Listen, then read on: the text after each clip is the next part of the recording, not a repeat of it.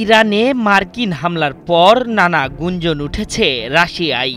এই উত্তেজনা যে শুধু মধ্যপ্রাচ্যেই সীমাবদ্ধ থাকবে না, সেটি ভালোভাবেই আঁচ করেছেন রাশিয়ান সামরিক ও ভূরাজনৈতিক বিশ্লেষকরা। তাদের ধারণা, ইরানে যদি ক্ষমতার পালাবদল হয়, তাহলে আমেরিকা ও পশ্চিমাদের পরবর্তী লক্ষ্য হবে রাশিয়া।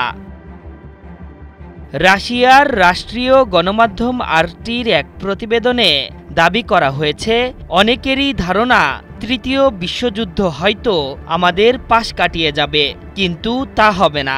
রাশিয়া এরই মধ্যে যুদ্ধে জড়িয়ে গেছে উল্লেখ করে প্রতিবেদনে বলা হয়েছে, আমেরিকাকে থামানো না গেলে পরবর্তীতে রাশিয়াকে লক্ষ্যবস্তু বানাতেও দ্বিধা করবে না তারা। এমনকি এক পর্যায়ে পশ্চিমারা বলতে পারে, ইরানের মতো রাশিয়াকেও পারমাণবিক অস্ত্র রাখার অনুমতি দেওয়া উচিত নয়, অথবা আক্রমণ করার জন্য অন্য কোনো অজুহাত খুঁজবে তারা। সংবাদ মাধ্যমটির ওই প্রতিবেদনে দার্শনিক ও ভূরাজনৈতিক বিশেষজ্ঞ আলেকজান্ডার ডুগিন জোর দিয়ে বলেছেন, ইসরায়েল ও ইউক্রেন একই ভূমিকা পালন করছে। তারা কেবল পশ্চিমাদের হয়ে প্রক্সি দিচ্ছে।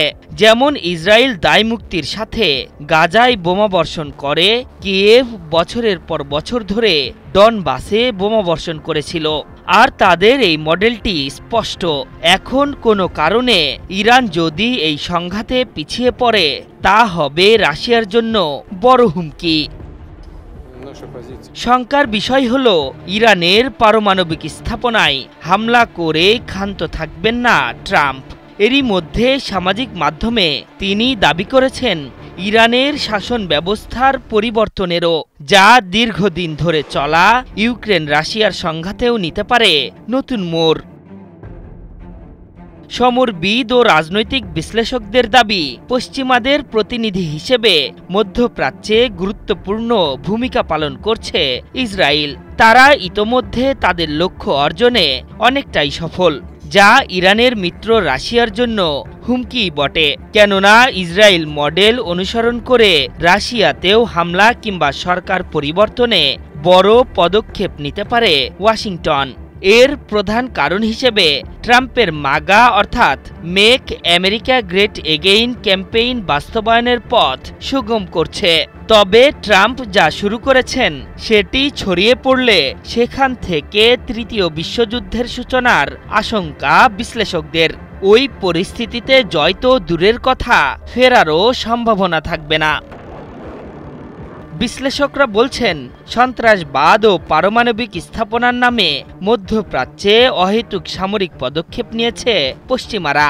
ইতোমধ্যে ইরাক, লিবিয়া, সিরিয়ায় তারা সফল হয়েছে, সেখানকার শাসন ব্যবস্থার পরিবর্তন এনেছে। এখন ইরানে নতুন শাসন ব্যবস্থার জন্য উঠে পড়ে লেগেছে ওয়াশিংটন, যা মিত্র দেশ হিসেবে রাশিয়ার জন্য শুধু বার্তাই নয়, হুমকিও।